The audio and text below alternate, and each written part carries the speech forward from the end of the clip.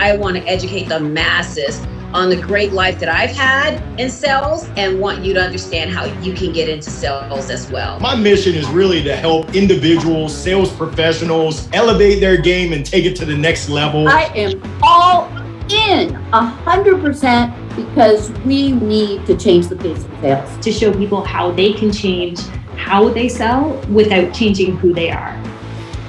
What actions do we take to actually see different outcomes? That is the question.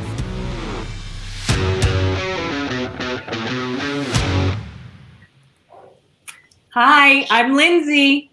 Hi, I'm Heidi. I'm Larry. And I'm Joyce. Welcome to the Sales View. Getting better at this every week. Yes, same bat channel, same bat time. All righty. So today's topic, you guys, H2 planning. You know, this is it's timely, but it should maybe have come sooner, right? Because I'm getting a lot of phone calls from people that are dead in the midst of H2, Larry, and they're like, I got to meet my H2 goals. And it's like, okay, well, did you start in Q1? And, you know, with some actionable items for you and your customer. But with that said, if you did not, and you are a sales professional or an entrepreneur, small business owner, you are the king of and queen of sales. And we want to do our part to help you get there. So I know Larry has some good stuff he wants to share with us. He's our corporate note taker here. So he has all the bullets. So Larry, I'm going to hand it off to you. Well, Joyce, you made a great point about second half goals. And I think it starts with goals. And there's something, I think we've all heard of SMART goals: specific, measurable, attainable, realistic, and time bound. Well, I'm going to shake it up. I mean, we're here on the Sales View. I don't believe that. Shake it up, Larry. I believe that it should be specific. The goal should be specific. You should have a work back plan, and we can dig into what a work back plan should entail. It should be measurable. We keep score. That's why I love sales. In terms of attainable and realistic, survey says, no, we're not doing that. Why does it have to be realistic? Exactly. We're not shooting for realistic. 500%. Yeah, we're shooting for the moon. We're shooting for the moon, Joyce. We're shooting for the moon. Because even if we miss, we're living in the stretch goal era. If we miss the moon, we're still a star. Now, should it be time bound? For sure. We're in the second half, but I'm shaking it up and saying attainable and realistic. Nah. So I guess we're making SMAT goals, taking out the A and the R. Okay. Larry, can I ask you something on that though? Because I know that I think people fear that a lot. Like there's a lot of fear around if I put something on paper that isn't necessarily attainable or achievable, I'm going to look bad. I'm going to look bad to my boss. I'm going to feel disappointed in myself. Bust that myth for me. Yeah. So, I mean, your company is going to give you their number. My hope is that your number exceeds their number. Okay. And yes, it should be documented. And hey, if you miss it, it's okay. You're showing the initiative that you're going for something further and faster. It's that Mamba mentality. We're going for that next level. I don't want to be a goal hitter. I want to be a goal crusher. And I know there's a lot of debate out there in terms of the word crusher and bro mentality. I don't subscribe to bro mentality, but I subscribe to getting stuff done and really taking it to that next level. Yeah, you don't make the top 1% in sales if you're just meeting your goal. No. You know, and so, you know, you're right about that whole SMART goal. I've never believed in that attainable, realistic thing, right? Because, you know, I try to be as unrealistic about goals as I possibly can, but I do try to be smart in my planning of how I'm going to meet those unrealistic goals, right? Mm-hmm. And so let's give them some tangibles, some things they can write down, some bullets, because, you know, Heidi, you talked about that stretch goal. You know, how are you taking to your team to meet that stretch goal, and what does that stretch goal look like? Yeah, so I think it is important to start early, right? And you have to understand your customers' decision-making process. You have to understand your sales cycle. And, you know, getting to July and going, oh, oh shoot, I am not going to meet my goal, or I'm going to miss it, is not a great place to be in, for sure. So I agree with you, Joyce, in terms of, and I'm straddling this right now. Like I'm living in the, all right, how do we meet our 2021 number? But then how do we set ourselves up for success for 2022? So we're already planning for 2022. So start early. And it just, it just takes perseverance. And, but I am a fan, though, of, while I love the stretch goal, is also setting people up for success. Can't just be a dart throwing exercise. It really does need to be based on some foundation, right? So if you achieved X amount of revenue in, 2020, and I know it was a strange year, but, it has to be based on some foundation. Yeah. Right? I think actually, Heidi, if I can, I think that's a good nuance, that if you're going for those moonshots, for those stretch goals, those have to come from you. You need to believe in those. It can't be imposed on you. If it's imposed on you, it's going to feel like, I don't know, right? Yeah. And I do think a lot of people fear getting into sales because they feel as though they're not going to be set up for success because of, unrealistic goals that are imposed on them. And so there's the company goals, and then there's your individual goals, right? And I agree, those, you just want to crush it. Absolutely. So, hey, you found yourself in H2, right? We're in July, and you're like, I've had, like I said, a couple people call me and say, I'm stressed about this whole H2. I don't know what's going to happen. I barely made it through H1. Matter of fact, they called me through H1, like sweating bullets, to get through that. And so, I told them, write things down, right? Write it down, make it make sense. Have a strategy session with yourself. I, for one, have been in sales. I've always, like I said this hundreds of times, I start with a big white Post-it board on my walls, right? And I go from there and I write my customers down. So write your customers down that you feel that you can sell to and close business. And then ask yourself why. Why do you think you can sell those customers whatever revenue, right? And so then when you ask that why, you're going to write down, because this customer has this issue that I can solve, right? Then you write down, how much is it going to cost for you to solve that problem for that customer? And I don't know if you do this. We just went through that exercise, where we went through line item by line item, client by client on our pipeline, right? And we evaluated each individual opportunity, taking a look at, okay, where are they at in the sales cycle? What is the probability of closing this, not only closing it, but getting some revenue from it in this year, in year revenue, right? Versus closing it in Q4 and then looking at revenue into 2022, right? And then if it was a low probability, and I love what you said, Joyce, it's like, why? What is it? What are the barriers that would prevent us from being able to get this deal closed? Is it that we're not solving the problem? Right. And there's internal and there's external, right? And so you have to know you are probably more of an influencer of your internal. So if it's internal, you need to reach out to every resource internally that's available to you to help solve those. But then you also need to go to the customer and find out what the external challenges are, right? And I would first start with, Mr. Customer, do you have a budget for it, right? And what is that budget? And what is the turnaround to get that happen? But, you want to make sure they have the budget for it. You obviously already understand that there's an issue that they have and that you have a solution to solve it. But you need to know, you need to be able to deal with your internal as well as your external. And sometimes our internal can be more challenging than our external, Larry, you were going to say something?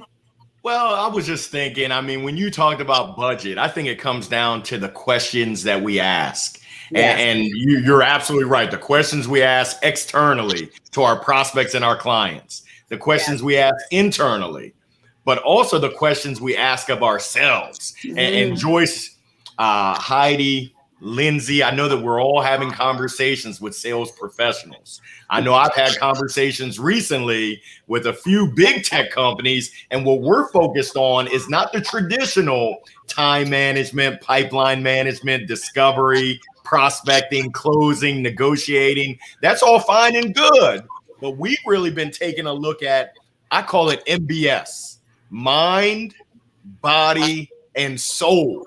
Because if you're not right as an individual holistically, good luck having success on the sales floor. Good luck. I love that. Hey, I just had a conference, 2021, the new sales era, right?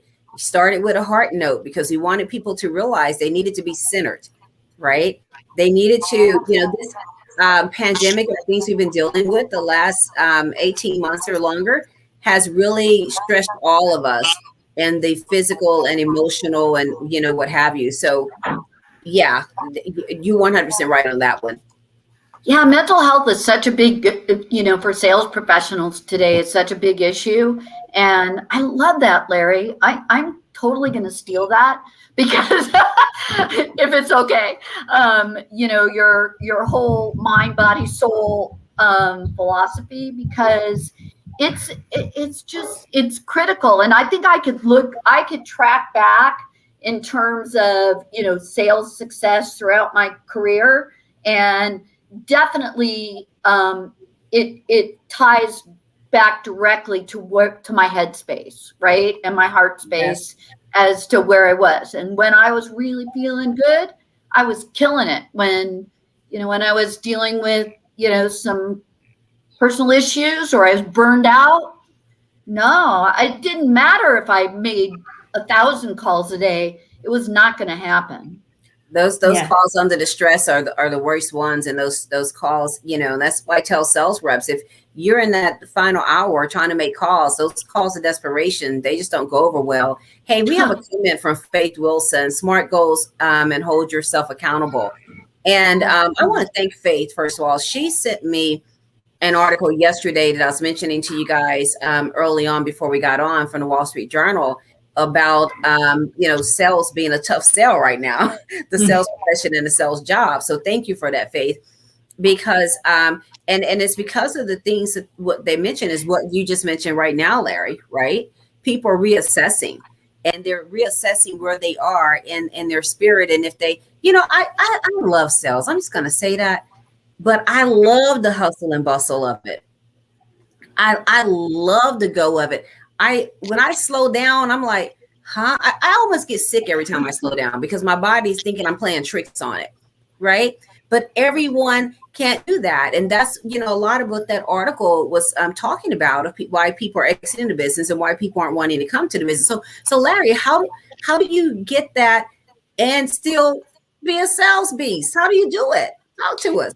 Yeah, and I want to hear from Lindsay as well. But my thoughts, when I work with teams, we kind of look at a holistic approach. I call it the 7 F's, and you'll laugh at number 7. But essentially, when you document on a scale of 1 to 10 where you're at with your faith, your family, your friends, your fun, your fitness, your finances, philanthropy, I spell phonetically and frenetically, as well as your career, and you look at those 8 categories and you really do an audit, and you do an honest audit of where you are and where you can show improvement. I worked about a month ago, went to Chicago, worked with a group of CEOs, and one CEO said, "Hey, Larry, this was mind-blowing because I'm a 2 on a scale of 1 to 10 when it comes to fun." I said, "Hey, you found your man when it comes to fun." So it's really, how can we up level? What can we do? Not what can we think about. Once we document, what can we do to get to that next level? Lindsay, what are your thoughts? I know that this is your world right here. Right. Yeah, right now it is. Yep. So what can I say related to sales on this one? I think more and more people who are looking to make a change, more and more buyers right now who are going to look to make a change, these are the things that are going to matter to them. Like it is that mind, body, and soul, and maybe not theirs specifically, but the state of their employees, right? that's something that I have conversations with folks now every day about, how they're feeling, how, what's their perspective. And what I'll say is, to Joyce's comment, everybody's on such a scale right now. Like, there are people who are all in, ready to get back at it, ready to get after it. There are others who are completely burnt out and exhausted. And so I think we have to recognize that, not just with our sales folks, but with the people that we're dealing with too, with our buyers. So, starting there, asking them about themselves, asking them about the state of their organization, I think is going to go a long way to helping you understand what that probability is. And maybe you have to be patient in some cases and wait a little bit until, they're back in the right mind space where they can make those decisions again. Right, that vulnerability piece, and allowing yourself to be vulnerable, and we talked, Larry, you went down those F's. I'm thinking, I think I kind of, it's now, someone talked about work-life balance this week, right? And I'm like, it's just not, it's not a balance, right? But we do have to prioritize all of them. So when you talk about fun, oh my God, I work hard and I play harder. I'm gonna let you know that right now. So if you guys see something shots on my Instagram, it was me. Yes, it was me. And but then even with family, I go hard. I've had my niece here with me for 6 weeks this summer, right? And we're doing, and because that's a priority for me. That was something important for me to do. And, and so with all of mine, I think you have to sit down, and when you are in one of your F's, you have to be 100% in it in that moment. And I think that's a lot of times where, as salespeople, we have a challenge in balancing being in the moment, right? We have to leave our office and go upstairs and shut it down, right? And that's a challenge that we have as salespeople. So I think if we can teach them that, Larry, I think that will help that mind, that spirit a lot. Because what I've learned to do is to be able to go, upstairs, close the office to my door downstairs, go upstairs, sit in my chair, and woosah. I can go upstairs. I can, when my 8-year-old niece is here, I can get up in the morning, not come in my office, and I can play, a game with her, feed her breakfast, play a game with her, have a conversation with her, and then come to the office. And when I'm doing that, I'm 100% committed in that space at that time. And that's what we have to figure out how to balance. I love it, Joyce, and being intentional about being present. And I know Lindsay's jam is authenticity. Heidi, I would love to hear from you. What are your thoughts in terms of that intentionality and being present? I think it's absolutely critical. I think I have when I think about your F list, I haven't done very well. In the fun category. I don't think. I would say, for me, as my husband says, you were born a grown up, right? And I think it was just because very, very early on, I took on a lot of responsibility. And so, first of all, that's why I married my husband. Heidi. Was too, Heidi. There's in the world. Yeah. And so it's something I'm working on, and I agree that intentionality, that being that 100% present when you're, when you're in the moment, right, and doing these things is so incredibly important, and trying to, eliminate distractions. And so I'm working on that. I got to tell you, I'm not that good at it at all, particularly in now family. I think I think I fall pretty well in that. I'm a little more balanced, but I need some work in the fun area. Hey, Heidi, thank you for sharing that. You're not alone. I can tell you that on the fun spectrum, I'm off the charts. But when it comes to spending time with my family, and Joyce, you talked about it, shutting it down, that's a challenge of mine. I don't do a great job, and I'm working with a coach, and we can talk about the importance of coaching, because I always ask, who's coaching the coach? I know that my coach has a coach, and just working with a coach has been a game changer to get intentional on my objectives, on the outcomes that I'm seeking, and then being held accountable to doing what I need to do. We just celebrated our 15-year wedding anniversary last Thursday in Vegas. And my coach said, you need to think in advance. First of all, she said, what's your wife's love language? I said, ¿Qué pasa, loca? I don't know.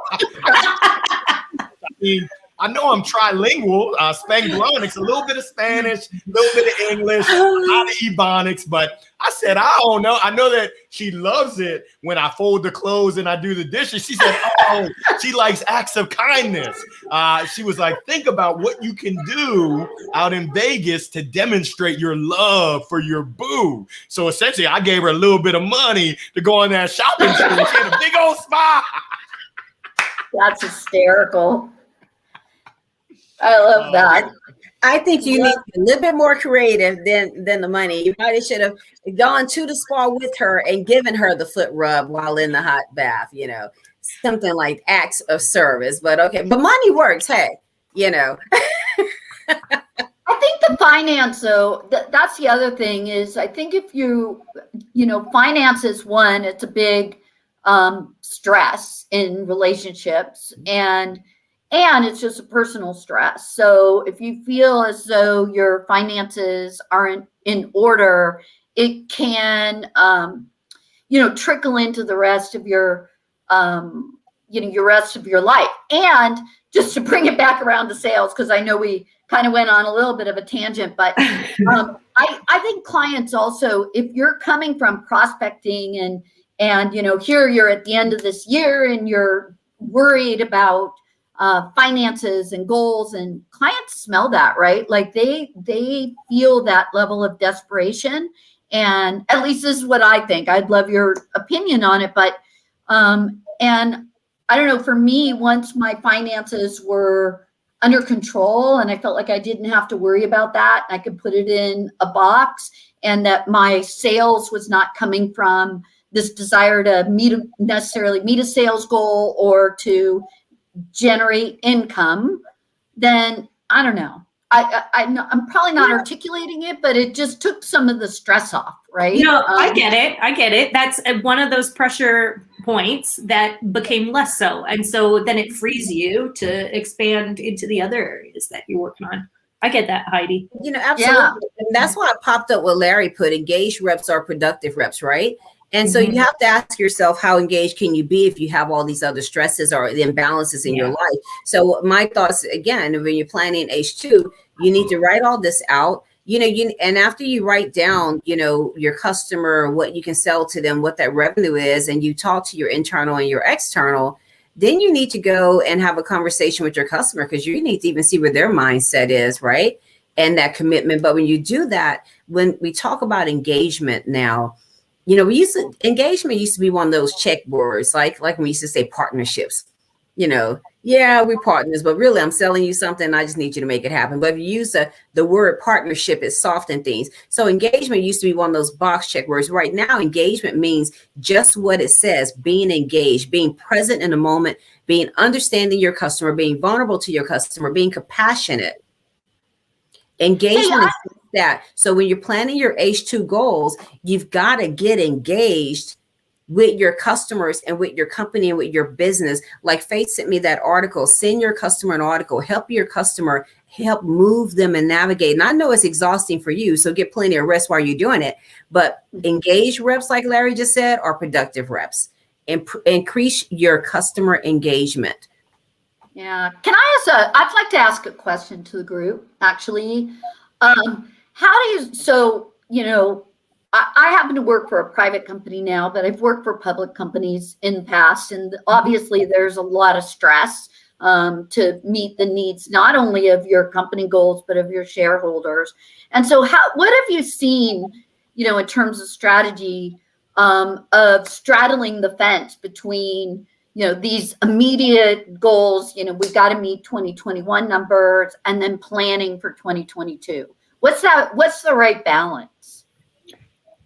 Yeah, I mean, so Heidi, I'll maybe speak on that a little bit more generally, but I recently read a book by Simon Sinek called The Infinite Game. And what I loved about it is he kind of sets up this framework where, you know, each company should have a just cause, a vision of who they want to be in the future, way down the road. But you can't just have that vision of the future. You have to be able to walk it back into what we're doing today. And I think what's happening a lot in the corporate world these days is that people can't connect what's happening in the short term pressures, to the long-term vision. And so I think anybody that can do that, even from a sales perspective, is going to be successful. And some of it is, like we've got to make this money now so that we can fund the projects we want to get to the future. So I've seen a lot of that out there. I've seen a lot of that concern over short-termism, and I think a focus on short-termism is okay as long as it gets you to the long-term goal. Absolutely. You know, I can say from the entrepreneur space and where I'm at now and building my business and creating the sales training program that we're rolling out to be able to train businesses and, salespeople within B2B organizations, as well as entrepreneurs and businesses, that I've already planned out the short term and the long term. I know what that looks like. I know, that I already have to go and start making the sales, right? I'm in cold calling beast mode right now. Okay. And so then I already know what my expectations are of myself and the business for this year. And if I meet that goal by December, how it's going to impact the following year.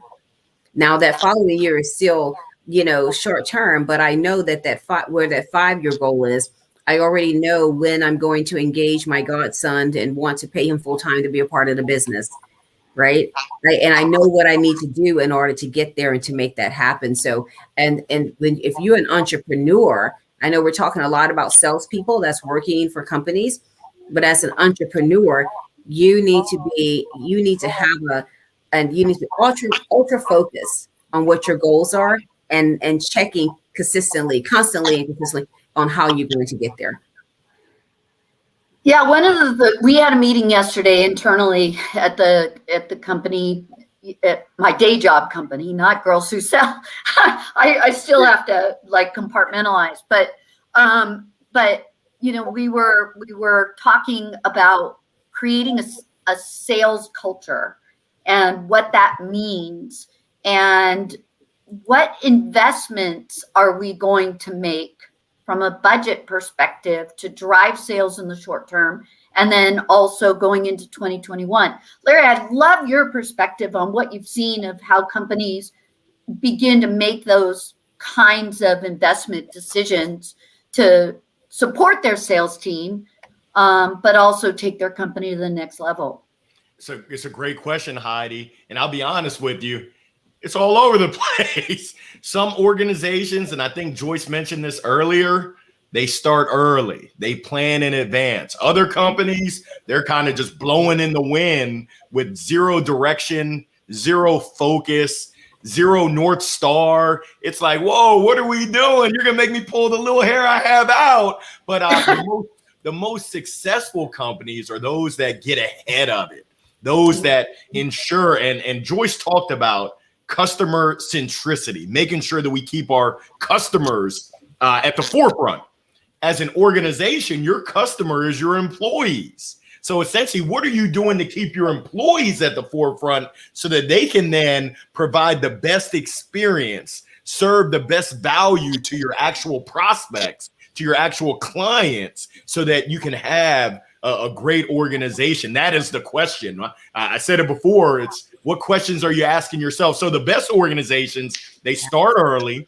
They're clear communicators. The expectations are crystal clear so that everyone knows, hey, we're rowing in the same direction, serving our clients with the value for both the short term and the long term. And I just want to pipe in there a little bit too, because I believe what Larry's saying, and I think there is some investment that needs to be made in culture space in terms of defining those characteristics, defining, what that culture, what your ideal culture is for your company. But what I will say too is that my experience is that a lot of that culture happens in the day-to-day interactions between people. So that's the tricky thing about it, is you can have the ideal, you can have the macro programs, but until you get people behaving differently with each other on the front line, not much is going to change. Well, guys, hey, it's happened again. It's happened again. I mean, that time period that we've allotted for this, that 30 minutes has come. Larry, you want to wrap us up with a couple of bullets? I mean, this was absolutely amazing. As I think about it, we talked about goals. We talked about holistic mind, body, soul. We talked about customer centricity, prospect centricity, planning, short-term, long-term. I mean, it was amazing. We talked about fun, which is my middle name, but there's always room for improvement. And I think later on I'm going to the pool. It's neither here nor there and working my hand. But I just encourage all of our listeners out there to plan and to take your plan. It's kind of like a compass. That compass is going to change. So even if you haven't planned in advance for the second half, it's not too late. Start right now, today, July the 15th, and then start thinking about 2022. So balancing that short term and that long term, and just know you can make it happen.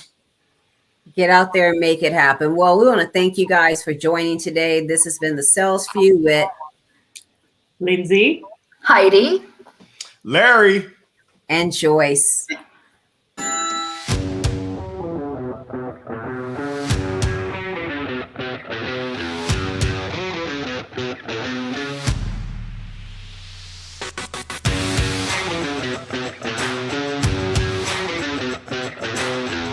What actions do we take to actually see different outcomes? That is the question. Welcome to the Sales View. Thank you for joining us.